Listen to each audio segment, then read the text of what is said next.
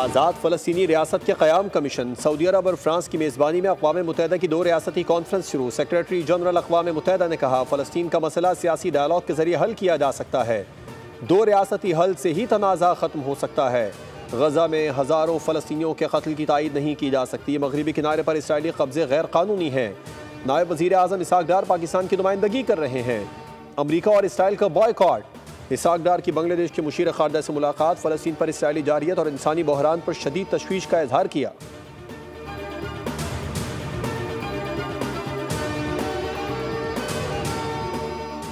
गज़ा में भूख का राज है। कहत की सूरत हाल झुटलाई नहीं जा सकती।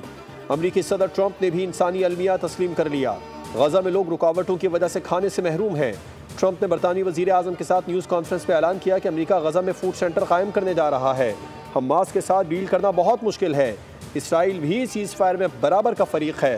ट्रंप ने पाक भारत जंग रुकवाने का 28वीं बार तस्करा करते हुए कहा कि अगर मैं नहीं होता दुनिया में 6 जंगें होती, जिनमें सबसे बड़ी जंग पाक भारत की होती।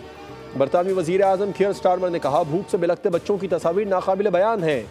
इमदादी ट्रकों को गज़ा में दाखिले की इजाज़त दी जाए। इस वक्त फौरी जंगबंदी नागुज़ीर है।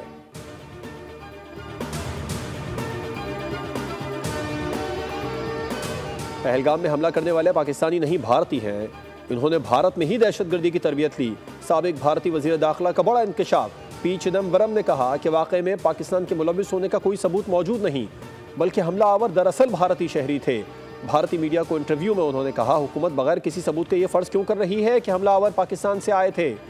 अगर ऐसा है तो सबूत क्यों नहीं पेश किए गए? अब तक ना तो हमलावरों को शनाख्त किया गया और ना ही कोई वाज़ेह गिरफ्तारी सामने आई।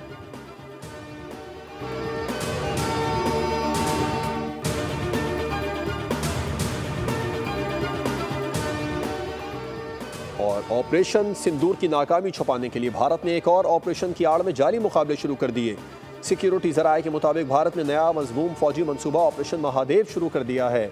ऑपरेशन महादेव के नाम पर मकबूजा कश्मीर में दोबारा फेक एनकाउंटर्स किए जा रहे हैं।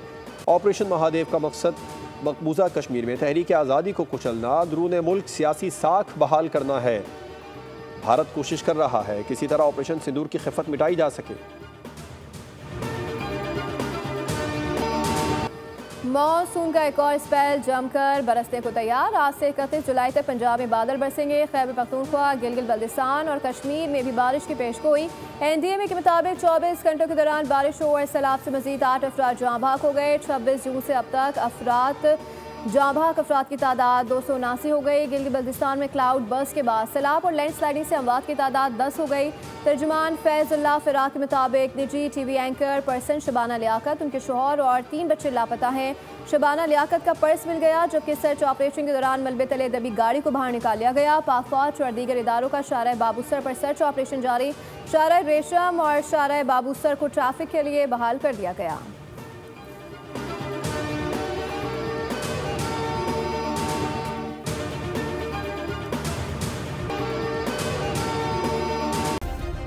सब्सक्राइब करें और बेल दबाएं ताकि कोई खबर रह न जाए।